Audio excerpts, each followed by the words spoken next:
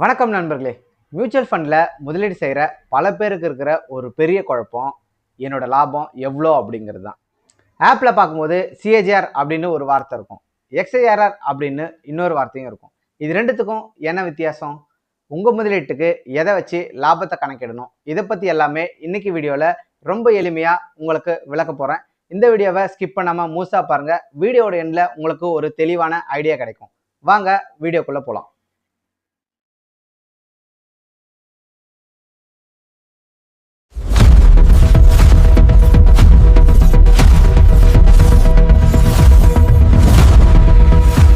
Mutual fund அல்லது பங்குகளில் முதலீடு செய்யும்போது நம்மள பல பேர் பார்க்குற விஷயம் ரிட்டர்ன் பர்சன்டேஜ். ஆனால் அந்த ரிட்டர்ன் உண்மையானதா? அங்கே தான் சிஏஜிஆர் அப்படிங்கிற ஒரு முக்கியமான விஷயம் வருதுங்க. சிஏஜிஆர் அப்படின்னா காம்பவுண்ட் ஆனுவல் growth ரேட், அதாவது தமிழில் கூட்டு வருடாந்திர வளர்ச்சி விகிதம் அப்படின்னு சொல்லுவாங்க. சுருக்கமாக சொல்லணும் அப்படின்னா, நீங்கள் ஒரு தொகையை முதலீடு செய்கிறீங்க, அது சில வருடங்களில் வளருது. அந்த இடைப்பட்ட காலத்துல மார்க்கெட் ஏறி இருக்கலாம் அல்லது இறங்கியும் இருக்கலாம். ஆனா அந்த ஏற்ற இறக்கங்கள் எதையுமே கணக்குல எடுத்துக்காம உங்க பணம் ஒவ்வொரு வருஷமும் எவ்வளோ ஆவரேஜா வளர்ந்துருக்கு அப்படின்னு சொல்றதுதான் இந்த சிஏஜிஆர் பர்சன்டேஜ் அப்படின்னு சொல்லுவாங்க. இதை ஒரு சின்ன எக்ஸாம்பிளோட பார்ப்போம். நீங்க 1,00,000 இன்வெஸ்ட் பண்றீங்க அப்படின்னு வச்சுப்போம். 3 வருஷம் கழிச்சு உங்க கைக்கு 1,50,000 வருது அப்படின்னா, வருஷம் மார்க்கெட் சூப்பரா இருக்கு, உங்க பணம் 20% வளருது. அதுவே 2வது வருஷம் மார்க்கெட் கொஞ்சம் டல்லா இருக்கு, 5% தான் வளருது. 3வது வருஷம் ஓரளவுக்கு தேறி ஒரு 10% வளருது அப்படின்னு வச்சுப்போம். இப்போ இந்த 20, 5, 10 இந்த மாதிரி எல்லா பர்சன்டேஜ் எல்லாத்தையுமே போட்டு குழப்பிக்காம, இந்த 3 வருஷம் கேப்ல வருஷத்துக்கு சராசரியா 14.47% வளர்ந்துருக்கு. இந்த 14.47% தான் சிஏஜிஆர் அப்படின்னு சொல்லுவாங்க. இப்போ உங்களுக்கு ஒரு கேள்வி வரலாம், 1,00,000 1,50,000 ஆயிருக்கே, அப்போ 50% லாபம் தானே அப்படின்னு ஒரு டவுட் வரும். அந்த 50% அப்படின்றது அப்சல்யூட் ரிட்டர்ன். ஆனா அந்த லாபத்தை சம்பாதிக்க உங்களுக்கு 3 வருஷம் ஆகியிருக்கு. அந்த காலத்தையும் நேரத்தையும் கணக்குல கொண்டு வர்றது தான் சிஏஜிஆர் அப்படின்னு சொல்றது.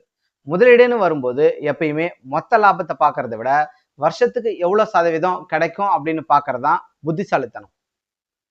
நண்பர்களே, இப்போ சிஏஜிஆர் பத்தி பார்த்தோம். அது ஒரு முறை லம்சம் இன்வெஸ்ட்மெண்ட்டுக்கு ஓகேங்க. ஆனா நம்மள பல பேர் இன்னைக்கு மியூச்சுவல் ஃபண்ட்ல எஸ்ஐபி மூலமா தான் இன்வெஸ்ட் பண்றோம்.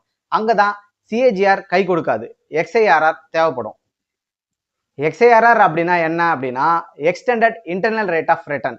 எஸ்ஐபில நீங்க மாசம் மாசம் பணம் கட்டுறீங்க. இப்ப யோசிச்சு பாருங்க, நீங்க ஜனவரி மாசம் போட்ட 1000 ரூபாய் 12 மாசம் மார்க்கெட்ல இருந்திருக்கும். ஆனா அதே வருஷம் நவம்பர் மாசம் நீங்க போட்ட 1000 ரூபாய் வெறும் 2 மாசம் தான் மார்க்கெட்ல இருந்திருக்கும். இப்போ இந்த ரெண்டு பணத்துக்கும் ஒரே ரிட்டர்ன் கிடைக்குமா? கண்டிப்பா கிடைக்காது.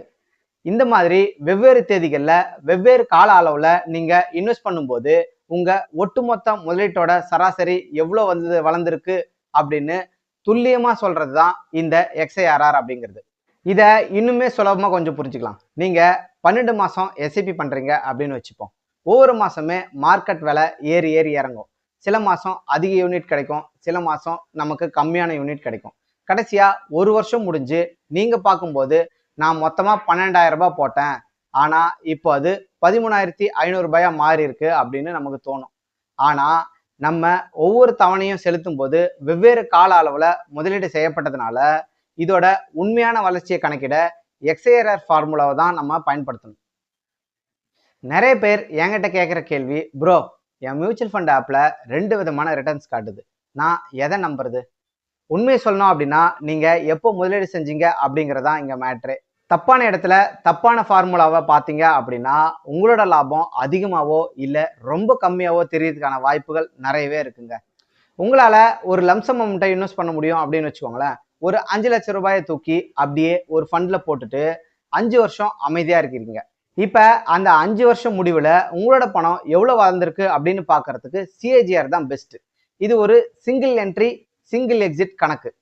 ஆனால் இங்கே நம்மள பல பேர் மிடில் கிளாஸ். மாதம் மாதம் சம்பளம் வந்ததுமே 2,000 5,000 அப்படின்னு எஸ்ஐபி பண்ணுறோம். இப்போ யோசிச்சு பாருங்களேன், ஒவ்வொரு மாதமும் நீங்கள் போடுற பணத்துக்கு கிடைக்கிற கால அளவு மாறுது. இப்போ இந்த மாதிரி பல தேதிகளில் பணம் உள்ள போகிறப்போ அல்லது நீங்கள் பாதியிலே பணத்தை எடுக்கிறப்போ அங்கே சிஏஜிஆர் வேலையே செய்யாதுங்க. அங்கே உங்க ஒவ்வொரு ரூபாய்க்குமே தனித்தனியான கணக்கை போட்டு லாபத்தை சொல்றது தான் எக்ஸ்ஐஆர்ஆர். ஒருவேளை நீங்க எஸ்ஐபிக்கு போயிட்டு சிஏஜிஆர் கணக்கை பார்த்தீங்க அப்படின்னா அது உங்க மாசம் போட்ட தவணைக்கு மட்டும்தான் சரியா இருக்கும். மற்ற தவணைகளை அது கணக்கிலேயே எடுத்துக்காதுங்க. அதனால தான் எஸ்ஐபி முதலீட்டாளர்களுக்கு எக்ஸ்ஐஆர்ஆர் தான் உண்மையான மெட்ரிக். சுருக்கமா சொல்லணும் அப்படின்னா ஒரே ஒரு முறை முதலீடு பண்ற லம்சம் இன்வெஸ்டர்ஸ்க்கு சிஏஜிஆர் பார்க்கணும். தொடர் முதலீடு பண்ற எஸ்ஐபி மாதிரியோ இல்ல இடையில நான் பார்ப்பேன் இன்வெஸ்ட் பண்ணுவேன் அப்படின்றவங்களுக்கு எக்ஸ்ஐஆர்ஆர் ரொம்ப முக்கியம். உங்க போர்ட்ஃபோலியோவை செக் பண்ணும்போது இந்த வித்தியாசத்தை மனசுல வச்சுக்கோங்க. இந்த வீடியோ உங்களுக்கு பயனுள்ளதா இருந்திருக்கும் அப்படின்னு நான் நம்புறேன். சிஏஜிஆர் மற்றும் எக்ஸ்ஐஆர்ஆர் பத்தி இனி உங்களுக்கு குழப்பம் இருக்காது அப்படின்னு நான் நினைக்கிறேன். இதுல ஏதாவது சந்தேகங்கள் இருந்தா நீங்க கமெண்ட்ல கேட்கலாம். இந்த வீடியோ பிடிச்சிருந்து அப்படின்னா லைக் பண்ணிக்கோங்க. உங்க நண்பர்களுக்குமே இந்த வீடியோவை ஷேர் பண்ணிக்கோங்க. மறக்காம நம்ம சேனலுக்கு சப்ஸ்கிரைப் பண்ணிக்கோங்க. அடுத்த வீடியோல சந்திப்போம். நன்றி.